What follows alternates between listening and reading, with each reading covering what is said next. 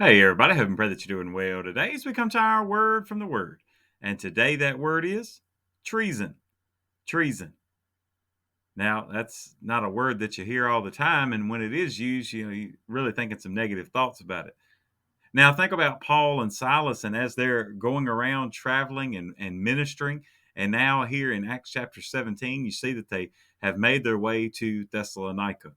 And as it is over and over, and you'll see through this passage as well, or through this chapter, you'll see that the people that don't like them tend to follow them.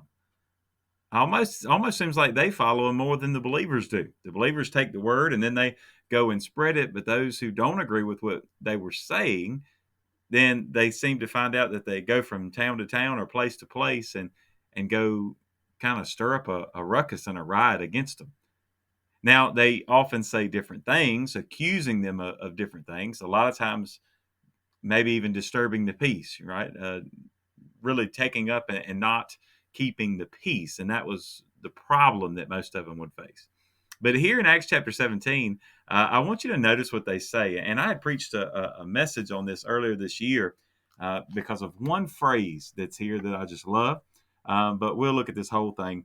Acts chapter 17, verses 5 through 7 today. But the Jews who were not persuaded, becoming envious, took some of the evil men from the marketplace, and gathering a mob, set all the city in an uproar, and attacked the house of Jason, and sought to bring them out to the people. But when they did not find them, they dragged Jason and some brethren to the rulers of the city, crying out, "These who have turned the world upside down have come here too. Jason has harbored them, and these are all acting contrary to the decrees of Caesar, saying there is another king, Jesus." Well, that one phrase that I love so much is said that these men who have turned the world upside down have come here too. Man, what a statement to be said about a believer that they have turned the world upside down. I really encourage all of us, right, to get excited about sharing the gospel and that we too would be bold enough that the reputation that we have before men is that we are people who will turn the world upside down.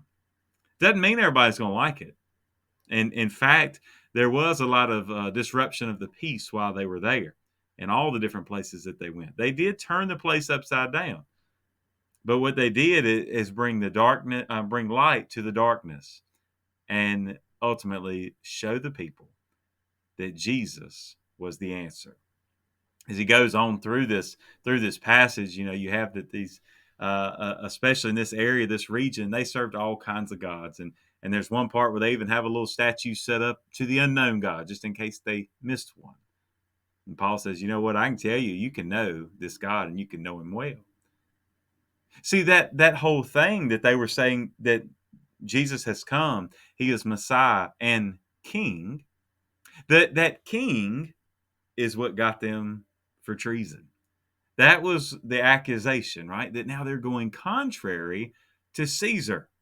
The things that they are saying are going against him.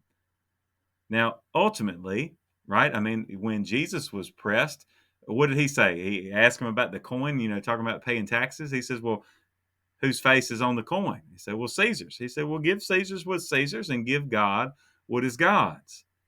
Ultimately, we know everything belongs to God, and Caesar wouldn't have anything if God hadn't given it to him in the first place. So it's interesting here that the accusation against them is that they're preaching and teaching about a new king. Also tells you that the people there thought or misinterpreted or didn't want to listen, saying that there was a new king, a better king than Caesar. But if they had listened, they would have realized that this better king had already come to earth, didn't set up a kingdom like what they would imagine, but he was killed, crucified on a cross, and then was buried. But that wasn't the end of the story. God raised him back to life. And that's why Paul goes on to say, this is the God, this is the Messiah we preach to you, Jesus, and him crucified and him risen again. That's the Jesus we came to tell you about. At the end of the day, if they were accused of treason for going against the king and obeying God instead and lifting up this new king, Jesus, Paul says, so be it. And shouldn't that be the same for us? That we would say, that familiar phrase, we ought to obey God rather than men.